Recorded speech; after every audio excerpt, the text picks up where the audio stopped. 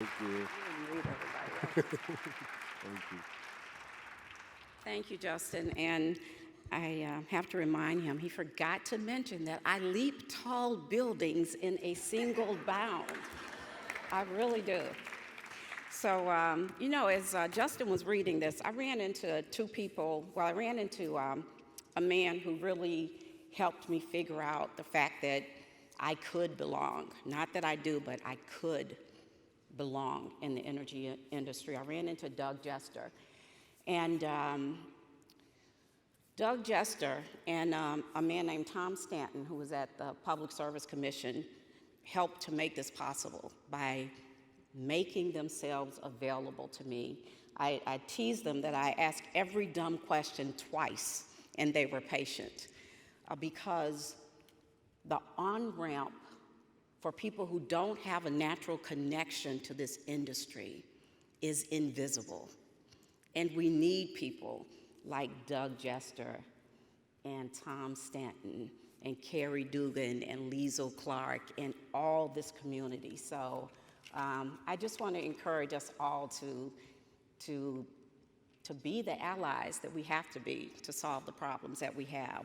So I'm really grateful, Corey Connolly, speaking of people that build on-ramps. Again, just really grateful to Corey. Of course, Governor Whitmer and her team of leaders. And I feel personally that we are truly in a fight for our lives. And I think most of us are feeling this right now.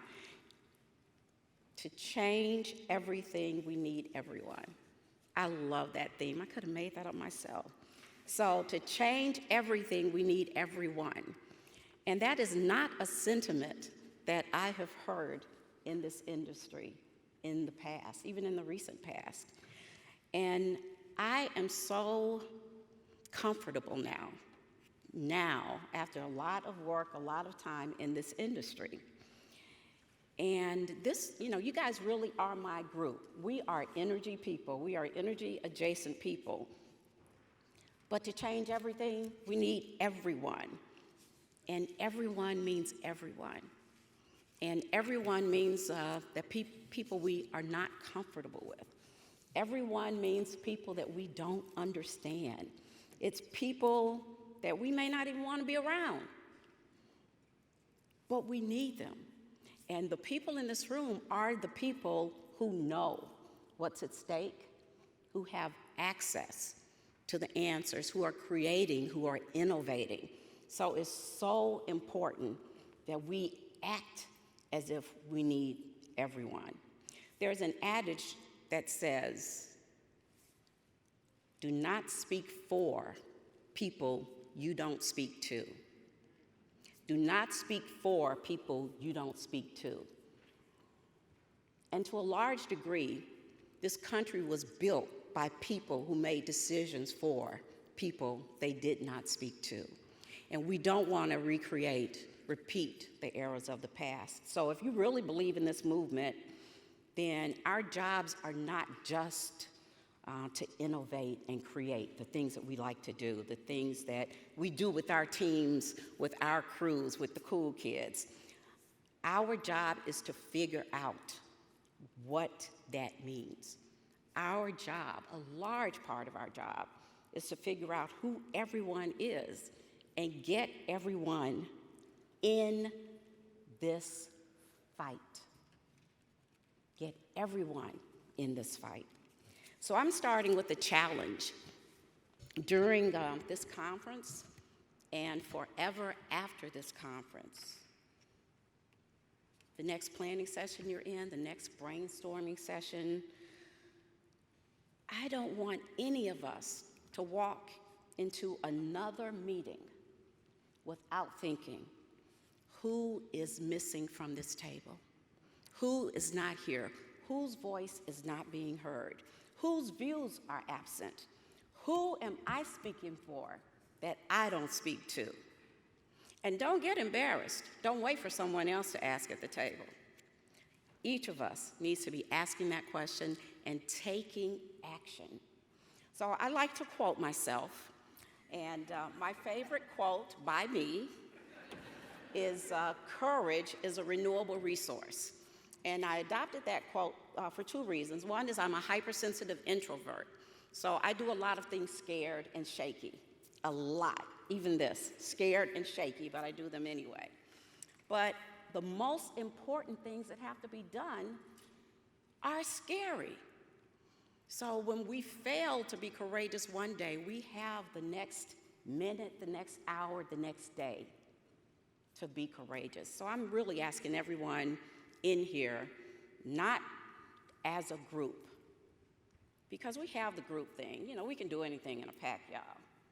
I'm asking everyone to take the personal responsibility to be courageous, to make sure we touch everyone.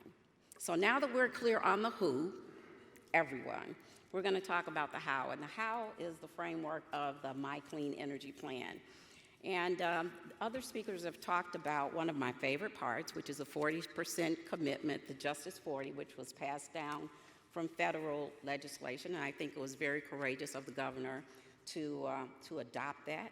And the Justice 40 guidelines are developed in partnership with leaders in disadvantaged communities. You notice it's in partnership, not for leaders in disadvantaged communities, but in partnership. And it emphasizes a just transition that we've all talked about.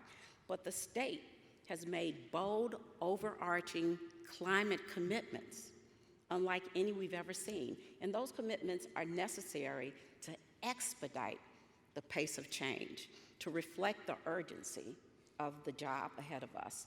And those commitments include 52% emission reductions by 2030, carbon neutrality by 2050, and net negative emissions after 2050.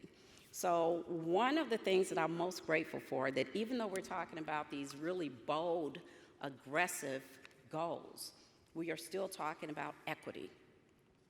The word equity is in the My Healthy Climate Plan at least 17 times. At least 17 times. And what that means is our state's framework, the commitment to equity, means that every family in Michigan, every business in Michigan, every person in Michigan is going to participate, is going to get what they need to fully participate and benefit from this plan. So we have to execute in compliance with that goal, with that visionary goal. And lucky for us, we have a brain trust here. We have city, county, state, we have federal people here.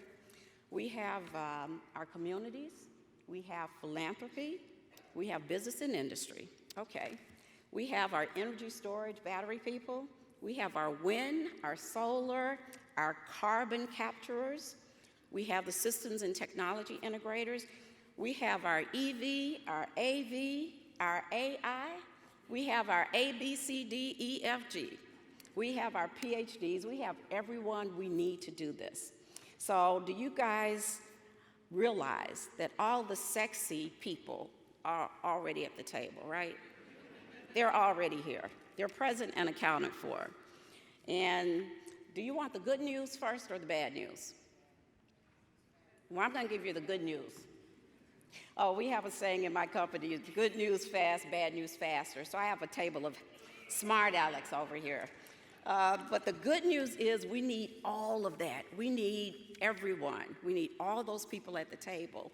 But the bad news for you, the good news for me, is that we can't fix any of this without plain old vanilla boring energy waste reduction.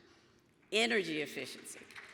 Energy efficiency is king, and energy efficiency is a facilitator to every other technology. So we cannot minimize how important that is. So I just stopped by to remind you guys that if we want to meet these goals, we have to pay attention to the built environment. As we're talking about building new things, we have to address residential and commercial buildings that are already here. And you don't address the buildings without addressing the people in them. We have to reduce emissions from heating by 17% in buildings. Y'all know Michigan is cold. when we talk about energy, we talk about heating. We don't talk that much about cooling.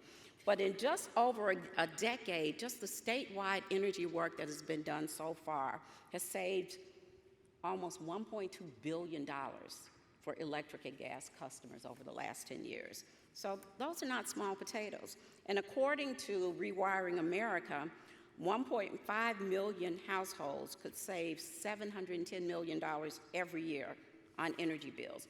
If they would do things like heat pump space heating and heat pump water heating. So, I mean, I personally consider heat pump space heating and heat pump water heating sexy, by the way. I just wanna be, I just replaced a furnace older than me, so anything heat pump is. But that would save an average of $460 each year, and half of the households that would help are considered low to moderate income. So there's so many challenges because heat pump space heating and heat pump water heating for existing homes, very, very, very expensive retrofit. But I copied a quote, let me see, where is it? The money is there. You all heard several speakers say the money is there. The money is coming. So we have to figure out how to expedite that money and help people who are making changes, even as we speak, do the right things. Half of Michigan homes are more than 50 years old, and in Detroit, that number is even higher. And the most inefficient buildings, you know, there's money in the ecosystem right now, but unfortunately, most of the most inefficient buildings can't use that money because they have other problems that energy efficiency investments won't solve. So in Michigan, the walkaway rate for weatherization projects, meaning there's money, there are people to do the work, but still, we walk away from 25% of projects because of other problems in the home, structural, asbestos. In Detroit, that number is closer to 75%. So the most vulnerable communities that need that the most are really struggling to receive the benefits that are already there. So here's why I'm concerned. Those facts, but also the fact that Michiganders and Detroiters, what up, Doe, by the way, forgot to say that. What up, Doe? What up, Doe, okay. That many Michiganders and Detroiters are making decisions right now. They're investing in their homes, they're investing in their commercial properties, and they're doing things that they think are the right things to do. They're borrowing money. Someone mentioned windows, the bane of my existence. Windows, people are convinced because they've listened to the commercials that windows is the first thing you do. And I was at a conference yesterday for Black and brown female developers in the city of Detroit. And they were stunned when I said, please get an energy audit before you invest a lot of money. Please insulate, please air seal and weatherize before you replace windows. They had never heard that. The only voice they've ever heard is the voice of the commercials saying, it's winter, it's time to replace your windows. So they're spending money that they really don't have, financing replacements that don't serve them. Many were actually building new, doing new builds in the city of Detroit, and they are putting in old technology. Not one of them was talking about electrification or heat pumps. So we are allowing people who don't know to invest in technology that's yesterday. It's not going to serve any of us. So one of the things that has literally kept me up at night as a hypersensitive introvert is that we are allowing an energy divide to take place. That if you guys were around 40 years ago, as I was, we started creating a computer divide, a technology divide, and we haven't solved it yet. We are in the process of creating an energy divide where the people, like those of us in this room, are doing the things that we know to do. And people who don't are investing in things, as I said, that are not going to serve them well and eventually are going to be detrimental. But I'm hopeful because it doesn't have to be that way. If we really believe that it takes everyone, then it won't be that way. I'm inspired by the fact that, like many of you, I'm attending webinars, I'm sitting in meetings, I'm talking to collaborators about where investment is, when it's finally going to manifest itself in real life, not just in our heads, and how we are going to drive it to the most vulnerable communities. The money is there. I am inspired because for the first time, everyone is invited to help solve this problem.